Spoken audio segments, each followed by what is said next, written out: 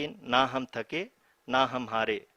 हमने पिछली कमियों को सुधारते हुए आज पूरी तरह से आश्वस्त किया है कि लैंडर मॉड्यूल निश्चित तौर पे चंद्रमा के सतह पर सेफ और सॉफ्ट लैंडिंग करेगा। सभी दर्शकों के जानकारी के लिए अब हम इसरो के अब तक के सभी लूनर मिशंस को संक्षिप्त विवरण प्रस्तुत करेंगे। जी हाँ, इसरो का पहला मून मिशन चंद्रयान-1 अक्टूबर 2008 में पीएसएलवी रॉकेट के द्वारा सफलतापूर्वक प्रक्षेपित किया गया था। चंद्रयान-1 ने चंद्रमा के सतह पर पानी की खोज करके पहले ही इतिहास रच चुका है। यही कारण है कि आजकल विश्व के तमाम अंतरिक्ष वैज्ञानिक और स्पेस एजेंसियां चंद्रमा को और करीब से जानने के लिए उत्सुक दिख रही हैं। अगर हम बात करें चंद्रयान-2 की, जो इसरो का दूसरा मिशन है, जुलाई 2019 में इसरो के सबसे ताकतवर रॉकेट LVM-3 द्वारा सफलतापूर्वक प्रक्षेपित किया गया था और आज भी लगभग 4 साल बाद यह चंद्रमा के 100 किलोमीटर के सर्कुलर ऑर्बिट में घूमते हुए बहुत ही उत्तम क्वालिटी का डेटा प्रदान कर रहा है।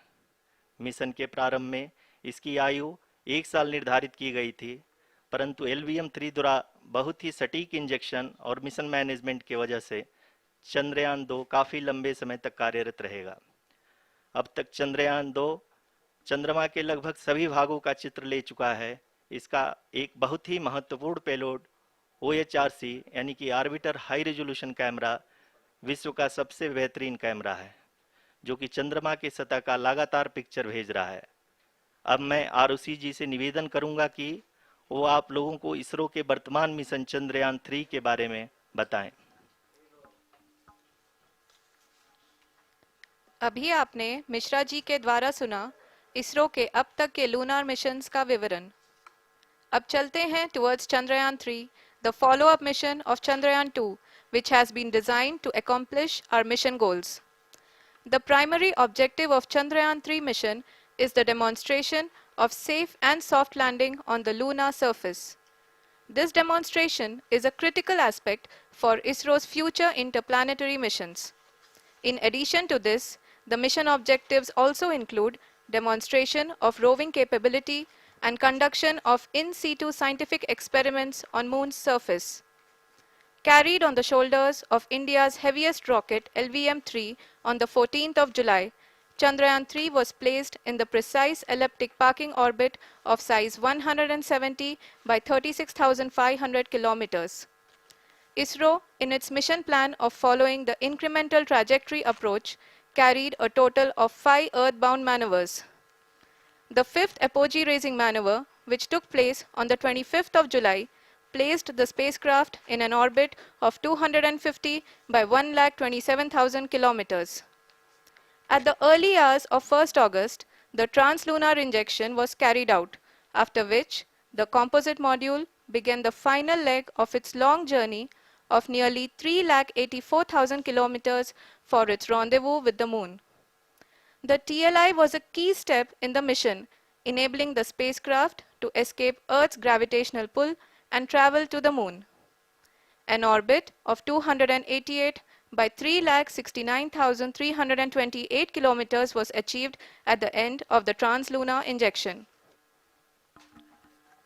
जी हाँ, ट्रांसलूनर इंजेक्शन किसी भी इंटरप्लेनेटरी मिशन के लिए बहुत ही आवश्यक परंतु कठिन ऑपरेशन होता है।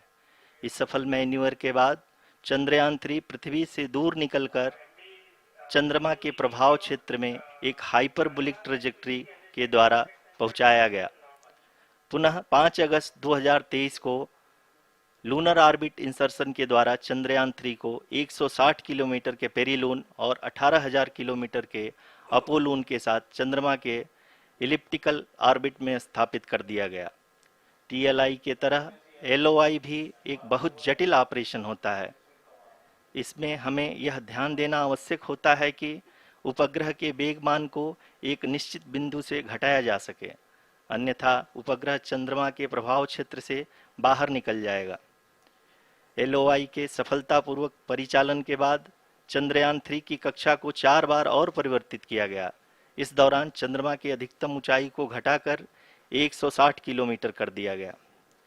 इस पूरी प्रक्रिया में propulsion मॉड्यूल का लगभग 755 किलोग्राम ईंधन का उपयोग हुआ और चंद्रयान 3 के वेग मान को लगभग 850 मीटर प्रति सेकंड कम कर दिया गया। लैंडर मॉड्यूल को लगभग 150 किलोमीटर के सर्कुलर ऑर्बिट में स्थापित करने के बाद 17 अगस्त 2023 को प्रपल्सन मॉड्यूल से अलग कर दिया गया। पुनः लैंडर मॉडल के ऑर्बिट को 2 डीबूस्ट मैन्यूवर्स के द्वारा 150 किलोमीटर के सर्कुलर ऑर्बिट से घटाकर 25 गुणे 130 किलोमीटर के एलिप्टिकल ऑर्बिट में स्थापित कर दिया गया। इस दौरान यह भी सुनिश्चित कर दिया गया कि 800 न्यूटन के चारों थ्रोटेबल थ्रस्टर्स पावर डिसेंट के समय किसी भी चुनौती का सामना कर सकें। लैंडर मॉड्यूल इस ऑर्बिट में 4 दिन तक चंद्रमा की परिक्रमा करता रहा ताकि इसके सभी सब सिस्टम को पावर डिसेंट से पहले कार्यात्मक रूप से वेरीफाई और वैलिडेट किया जा सके। इस दौरान चंद्रयान 2 और लैंडर मॉड्यूल की आपस में बातचीत भी हो चुकी है। और संक्षेप में अब तक की यात्रा की बात करें तो लैंडर मॉड्यूल अब तक 21 बार पृथ्वी के और लगभग 120 बार चंद्रमा का चक्कर लगा चुका है और इस पूरी यात्रा में लगभग 55 लाख किलोमीटर की यात्रा भी पूरी कर चुका है। अब तक के इस पूरे अभियान में यह भी सुनिश्चित किया गया कि सारे ऑर्बिट मैन्यूवर्स इस प्रकार किए जाएं कि लैंडिंग साइट पावर डिसेंट की शुरुआत से ही लैंडर के ऑर्बिटल प्लेन में बना रहे।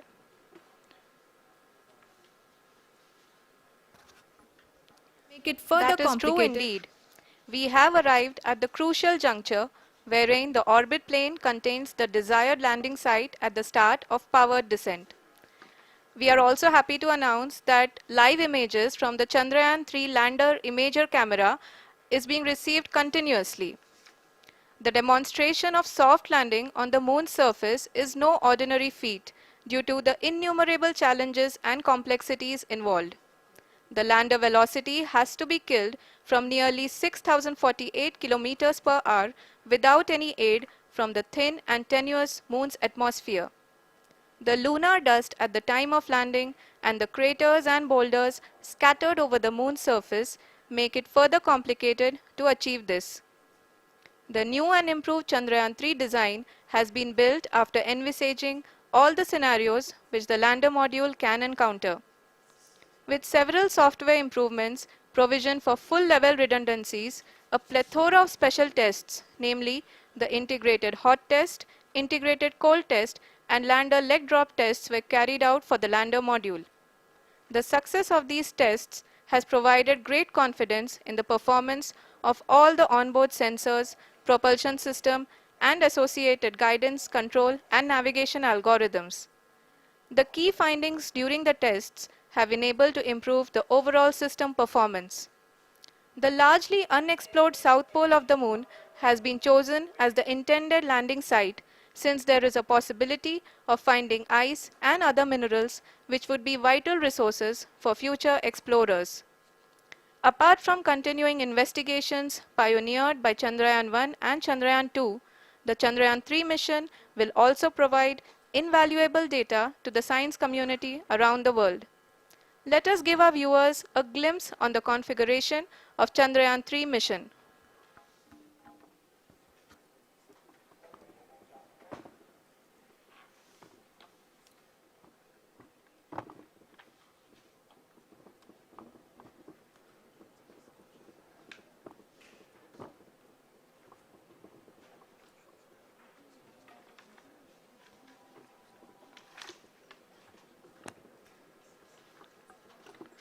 चंद्रयान 3 का मिशन प्लान लगभग चंद्रयान 2 के तरह ही बनाया गया है।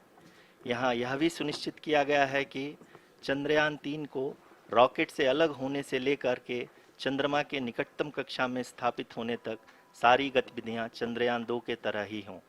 और अब हम यह कह सकते हैं कि यह प्लान पूरी तरह से 100% सफल रहा। हालांकि लैंडर मॉड्यूल के सेंसर्स और प्रोपल्शन सिस्टम को इस तरह से मजबूत किया गया है कि लैंडर पावर डिसेंट के समय किसी भी आपदा से बाहर आकर के मिशन के मुख्य उद्देश्य को पूरा कर सके।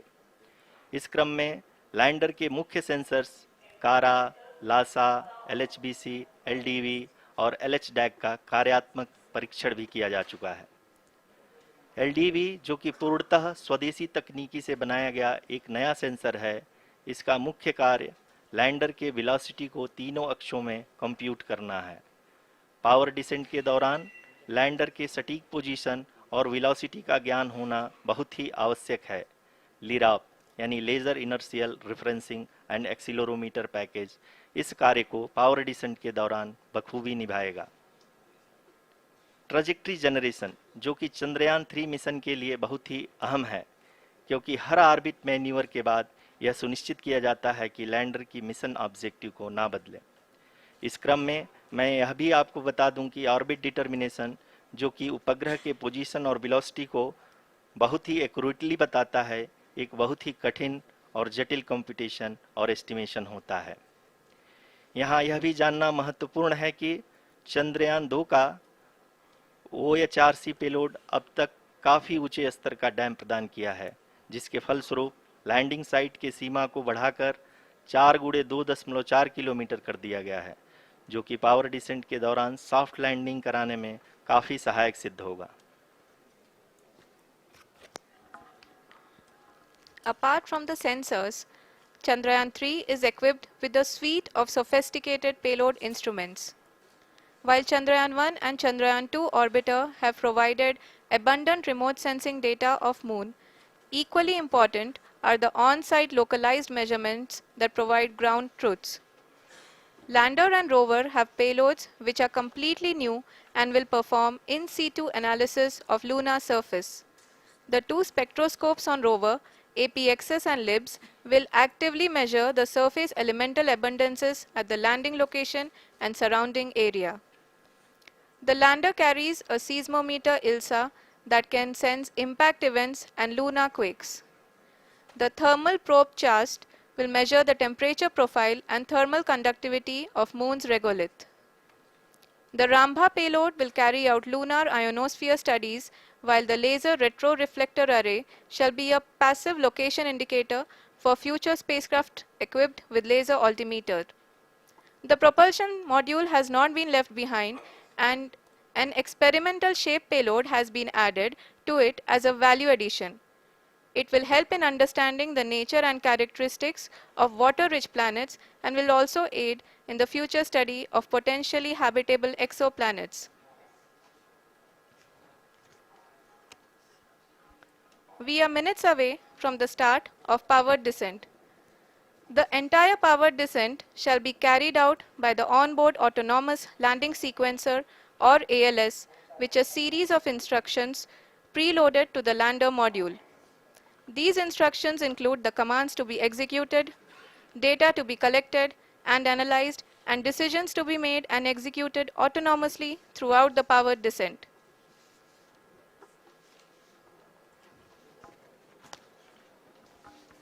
जी हाँ, अब हम पावर डिसेंट के बहुत ही करीब आ चुके हैं। हम आपको बताते चलें कि पावर डिसेंट को कुल 4 चरणों में बांटा गया है। सबसे पहले आता है रफ ब्रेकिंग फेज, जिसमें लैंडर की ऊंचाई को चंद्रमा की सतह से 30 किलोमीटर से घटाकर 7.4 किलोमीटर कर दिया जाएगा। इस पूरी प्रक्रिया को पूरा करने में लगभग 11.5 मिनट लगेगा और इसका समानांतर वेग 1680 मीटर प्रति सेकंड से घटाकर 358 मीटर प्रति सेकंड हो जाएगा। We have continuous flow of lander telemetry data from ISRO's Deep Space Network IDSN-32 located in Belalu, Bengaluru. The data is being acquired real-time by station and is flown to the Mission Operation Complex through our communication links. In addition to it, we also have support from ESA and JPL DSN stations. There will be no ground intervention once the ALS takes charge. The preparation for today's event had started 48 hours before, wherein various pre-selections and uplinking of parameters for the autonomous landing sequence were carried out. The whole descent is divided into 4 phases: the rough braking phase, the attitude hold phase, fine braking phase, and the local navigation phase or the terminal descent phase.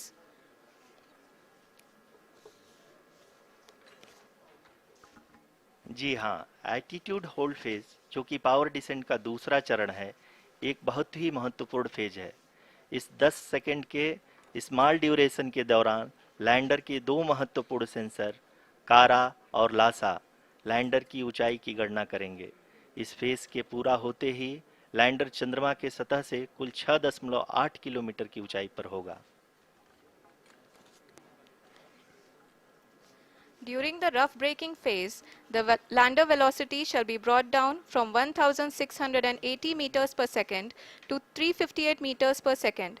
The altitude will be brought down from 30 kilometers to 7.4 kilometers at the end of rough braking.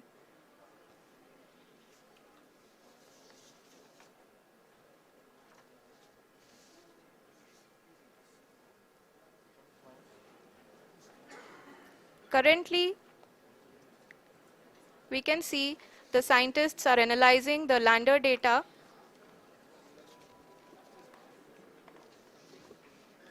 जी हाँ, हम ये देख सकते हैं कि mission operation complex रूप में बैठे सभी वैज्ञानिक ये जो भी डेटा देख रहे हैं वो डीप स्पेस नेटवर्क आईडीएसएन 32 के द्वारा प्रोवाइड किया जा रहा है। और अगर हम अब बात करें पावर डिसेंट के तीसरे चरण का, जो कि फाइन ब्रेकिंग फेज होगा, जिसमें लैंडिंग साइट से जस्ट 800 मीटर की ऊंचाई पर वर्टिकली होगा। इस चरण को पूरा होने में लगभग 3 मिनट लगेंगे और इस चरण के पूरा होते ही लैंडर की वेलोसिटी लगभग शून्य हो जाएगी।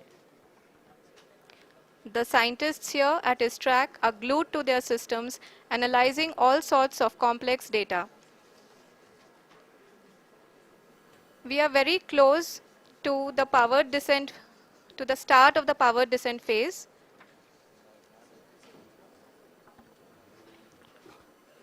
जी हाँ, अगर हम अब बात करें पावर डिसेंट के चौथे और अंतिम चरण का, जो कि लोकल नेविगेशन फेज या टर्मिनल डिसेंट फेज भी कहा जाता है, इस दौरान लैंडर के 2 इंजन बंद कर दिए जाएंगे और लैंडर के सेंसरों द्वारा इसके हाइट और वेलोसिटी की गणना इनर्शियल नेविगेशन को भेज दिया जाएगा। इस दौरान लैंडर 150 मीटर की ऊंचाई को प्राप्त करने के बाद कुल 131 सेकंड लगाएगा। इस पड़ाव पे आने के बाद पुनः लैंडर 22 सेकंड के लिए हवरिंग करेगा।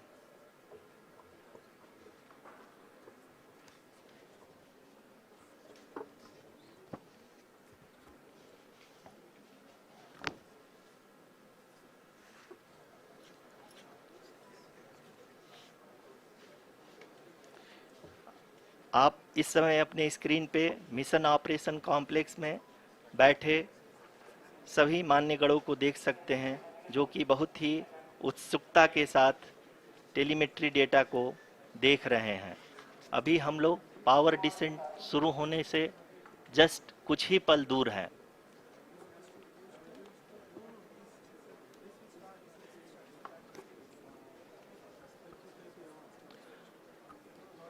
पावर डिसेंट शुरू होने में लगभग 30 सेकंड ही बचा है और हमको ये सारे data mission operation complex room में आईडीएसएन 32 के द्वारा, जो कि लगातार लैंडर के कनेक्शन में बना हुआ है, प्रदान कर रहा है। Dear viewers, the pivotal power descent has begun and the lander module is propelling towards the moon's surface along the intended trajectory.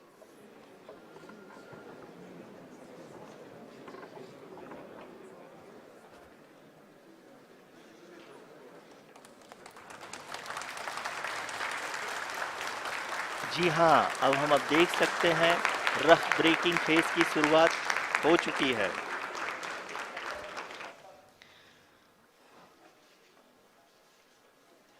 During this rough braking phase, the lander velocity shall be brought down from 1680 meters per second to 358 meters per second.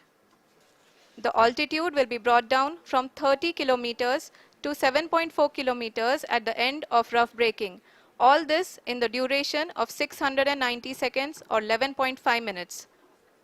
Currently, the Laser Inertial Reference and Accelerometer package (LIRAP) is aiding in the navigation. जी हाँ, अभी आप अपनी screen पे देख सकते हैं कि lander अब तक कुल 191 किलोमीटर हॉरिजेंटल दिशा में चल चुका है और अभी तक इसकी वेलोसिटी लगभग 31 किलोमीटर बनी हुई है।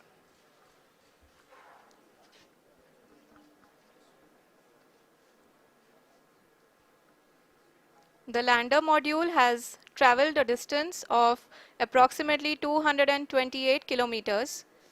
The complete downrange that will be traveled during this phase shall be nearly 713.5 kilometers.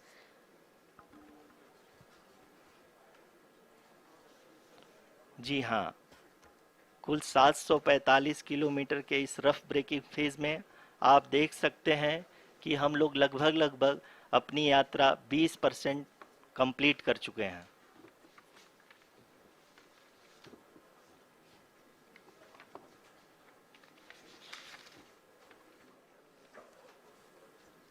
Power descent की यह शुरुआत हम कह सकते हैं कि बहुत ही सटीक और सधी हुई है, जिसमें लैंडर अपने वेगमान को अनुमानित तरीके से घटा रहा है।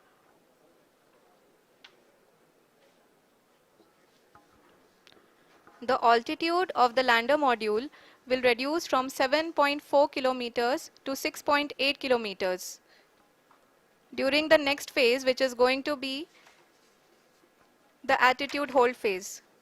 We can currently see that the altitude of the lander module is nearly 31 kilometers. Arushi अभी हम इस ग्राउंड ट्रेस को देखते हुए कह सकते हैं कि रफ ब्रेकिंग फेज की शुरुआत बहुत ही अच्छे तरीके से हुई है। आप ये देख सकती हैं कि जो भी प्रोजेक्टेड ग्राउंड ट्रेस है उसी पे अपना लैंडर मॉड्यूल आगे चलते हुए बढ़ रहा है। अभी तक ये देखा जा सकता है कि लैंडर मॉड्यूल लगभग 370 किलोमीटर क्षैतिज दिशा में चल चुका है। The mission operations team is analyzing the data. We can all see the seriousness and the concentration with which each and every parameter of the lander module is being analyzed. The performance so far seems to be nominal. जी आरुषि, चूंकि ALS activate किया जा चुका है इसलिए ground से कोई commanding नहीं की जा रही है। इस दौरान आपके स्क्रीन पे ये सारे डेटा इसरो के डीप स्पेस नेटवर्क से रियल टाइम में आ रहे हैं। इस मिशन में सेकेंड और थर्ड ऑर्डर गाइडेंस पॉलिनोमियल का प्रयोग हुआ है, जो कि इनर्शियल थ्रस्ट और एंगल के हमेशा सुनिश्चित करेगा। During the entire descent, there is no ground intervention as the ALS has taken charge. The preparation for today's event had started nearly 48 hours before, wherein various pre-selections and uplinking of parameters were done. We can see that the vertical velocity of the lander module has been brought down. It is continuously coming down. And the ALS had already been initiated 1 hour before the scheduled time of the power descent start. Following this, the throttleable engine electronics module, the TECM, was switched on and lander was oriented to the favorable attitude. जी हाँ, आप अपनी screen पे देख सकते हैं कि lander module जिसकी शुरुआत में वेलोसिटी 1680 मीटर पर सेकंड थी, लगभग 1150 मीटर पर सेकंड हो चुकी है, जो कि एक बहुत ही मैजेस्टिक शुरुआत कही जा सकती है इस रफ ब्रेकिंग फेज के लिए।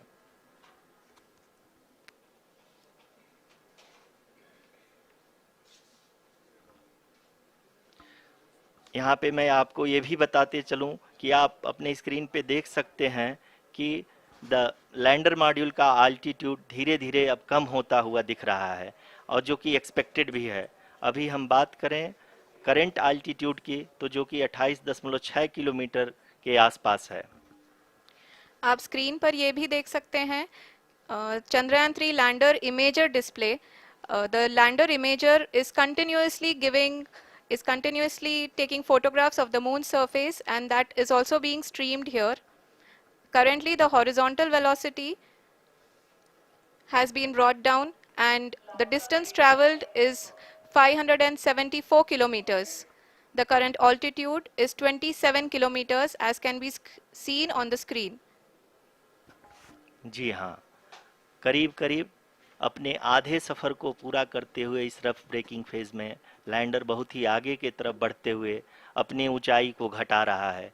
अगर अब बात करें तो लैंडर की ऊंचाई चंद्रमा के सतह से लगभग 27 किलोमीटर से नीचे हो चुकी है, करीब करीब 26.7 किलोमीटर के आसपास है। The next phase after the rough braking phase is the attitude hold phase, which will be for a duration of nearly 10 seconds. The lander will be oriented such that both the altimeters will be looking exactly towards the moon's surface. At the end of this attitude hold phase, height measurement update to navigation system will be given from the laser and car band altimeters. Currently, we are in the middle of the rough braking phase. जी हाँ, अगर हम ध्यान से देखें तो लगभग 8 minute की यात्रा के बाद लैंडर अपनी हॉरिजेंटल वेलोसिटी को लगातार कम करते हुए अपनी ऊंचाई, अभी की ऊंचाई के समय 24 किलोमीटर की ऊंचाई प्राप्त कर चुका है।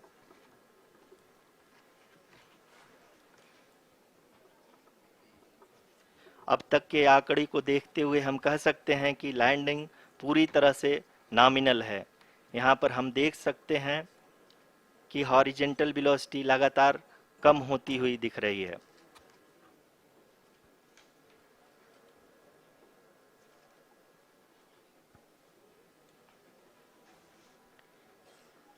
The altitude of lander from ground is currently 22 kilometer, which is again going to be coming down, and that is expected.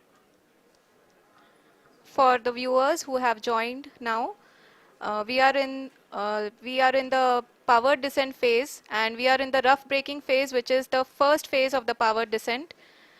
We have currently traveled a downrange of 697 kilometers, and the downrange that has to be traveled during this phase is 713.5 kilometers.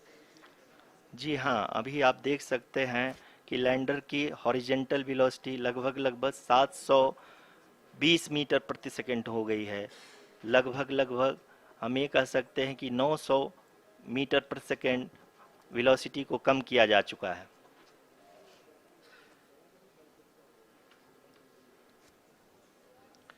At the same time, we can see the altitude of the lander is just 17.8 kilometer from the moon surface, which is going to be around 7.4 at the end of the rough braking phase.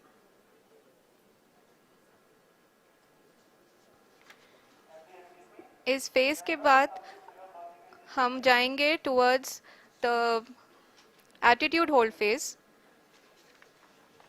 where we will be expecting sensor update from the laser and car band altimeters.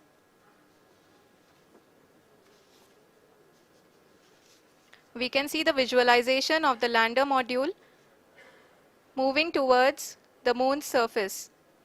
The current altitude is nearly 15.2 kilometers, and the distance traveled is 754 kilometers. We can also see the image that the lander imager camera has been providing.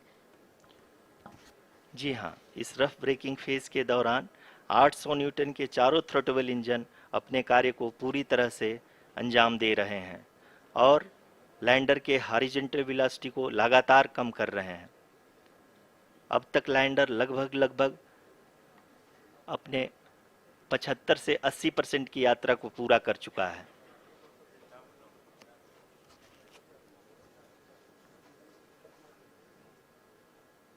After the rough braking and the attitude hold phase, we shall be having the fine braking phase, which will continue for nearly 3 minutes. The whole phase is being driven by the autonomous landing sequencer, and there is no intervention from ground. जी हाँ आरुषि, अभी आप अपनी screen पे देख सकती हैं कि जो करंट आल्टीट्यूड है चंद्रमा के सतह से लगभग 10 किलोमीटर के आसपास है। जी हाँ, हम अपने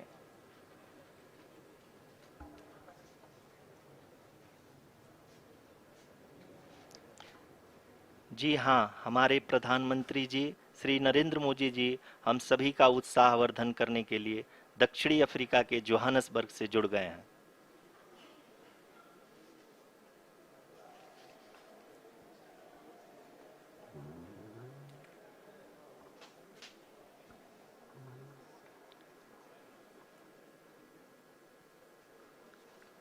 Yes, we are privileged to have with us Honorable Prime Minister of India, Shri Narendra Modi ji, who has joined us from South Africa's Johannesburg to encourage us.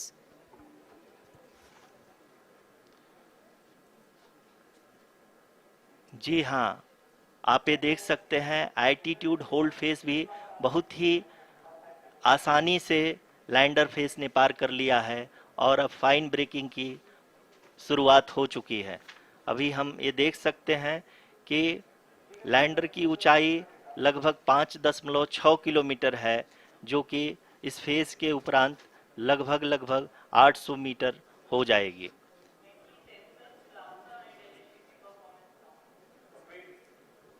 We can hear from the mission operations team that the sensors are performing nominally, and we are currently in the midst of the fine braking phase, which is going to continue for 3 minutes, and the altitude is going to be reduced to nearly 800 meters at the end of this phase.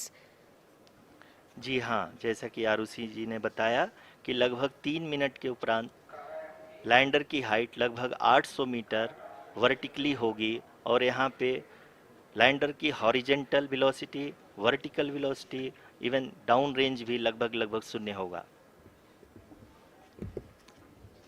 We can see the visual of the lander module, and we can see that the downrange traveled is nearly 831 kilometers.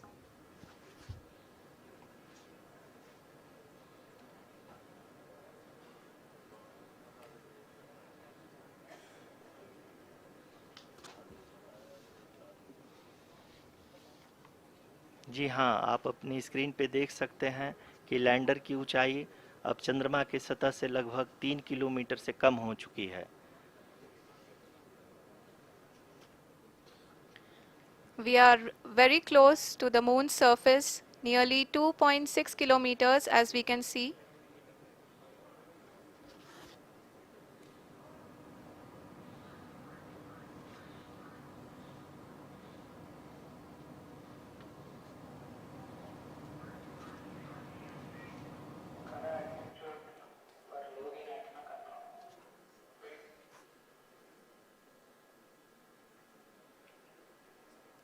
जी हाँ, अभी आप देख सकते हैं कि lander की ऊंचाई लगभग 1 किलोमीटर के आसपास है।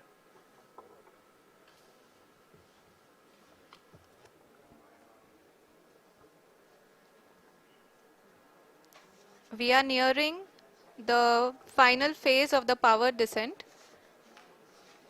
which is going to be the vertical descent phase or the local navigation phase. जी हाँ, अब हम फाइन ब्रेकिंग वेव के एकदम करीब आ चुके हैं। हाँ, आप तालियों के गड़गड़ाहट से सुन सकते हैं कि हम लोगों ने तीसरे चरण को भी बहुत ही सफलतापूर्वक हासिल कर लिया है और अभी हम वर्टिकल डिसेंट फेज में आ चुके हैं, जिसकी शुरुआत भी बहुत ही अच्छे ढंग से हो चुकी है।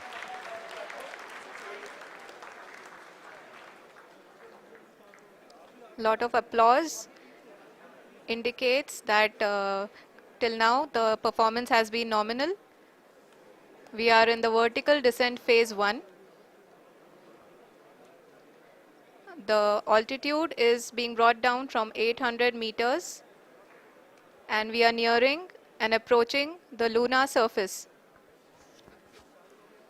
जी, आप अपने स्क्रीन पे देख सकते हैं कि लैंडर का हाइट लगातार कम होता जा रहा है।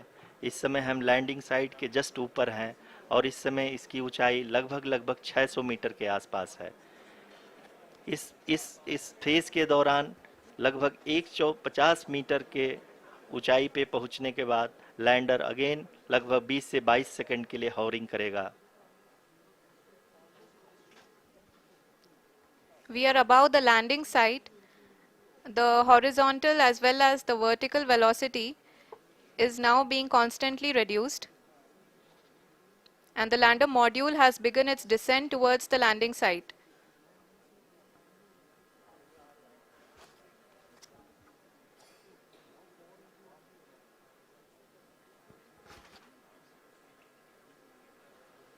जी हाँ, आप अपने स्क्रीन पे देख सकते हैं ये जो पथ निर्धारित किया गया है, लैंडर पूरी तरह से उसी को ही फॉलो कर रहा है। इस समय हम लगभग 200 मीटर की हाइट से भी कम आ चुके हैं।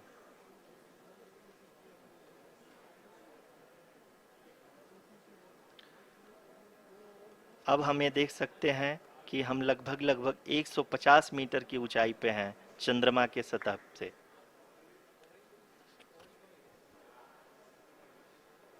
We are approaching the vertical descent phase 2, which will have the lander module hovering at nearly 150 meters above ji the हाँ, lunar surface. जी हाँ, आप इस तालियों के गड़गड़ाहट को सुन सकते हैं जो कि सेकंड हाइब्रिड फेज के कंप्लीट होने के बाद इन सारे वैज्ञानिकों के द्वारा की जा रही है।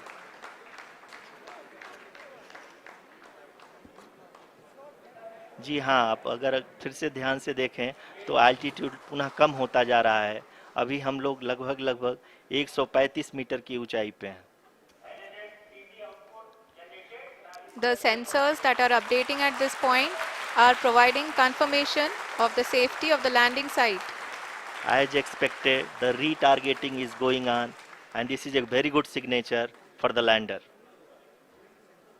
अभी आप ये देख सकते हैं कि लैंडर की ऊंचाई लगभग 65 मीटर के आसपास बची हुई है।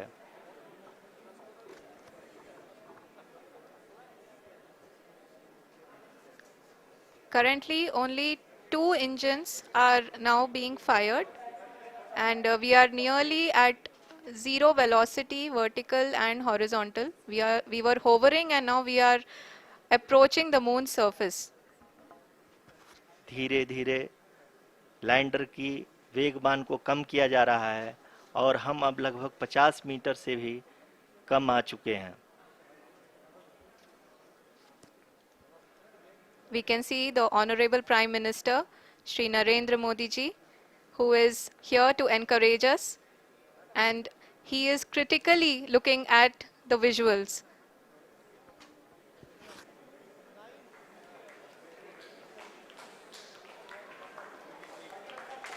जी हाँ, आप अपने स्क्रीन पे देख सकते हैं कि हम lander module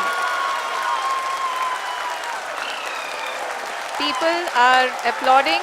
Let lander us all module wait to hear from the Secretary Department of Space and Chairman ISRO, Shri S. Somnath. Lander module पूरी तरह से सेफली और सॉफ्टली चंद्रमा के सतह पे लैंड हो चुका है। ये हम लोगों के लिए बहुत ही गर्व की बात है। हिंदी में एक कहावत है कि चंदा मामा दूर के, लेकिन अब हम ये कह सकते हैं कि चंदा मामा अपने घर के। बहुत ही उम्दा. The hard work of the entire ISRO community has come to fruition.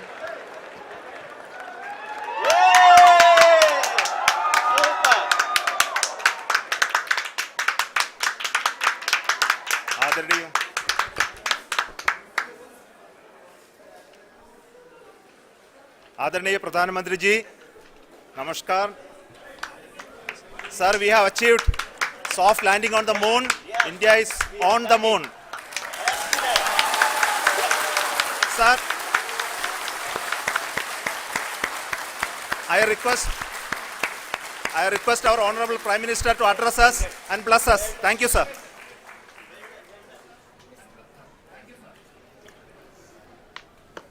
मेरे प्यारे परिवारजनों, जब हम अपनी आंखों के सामने ऐसा इतिहास बनते हुए देखते हैं तो जीवन धन्य हो जाता है। ऐसी ऐतिहासिक घटनाएं राष्ट्र जीवन की चिरंजीव चेतना बन जाती है। ये पल अविस्मरणीय है। ये क्षण अभूतपूर्व है। ये क्षण विकसित भारत के शंखनाद का है।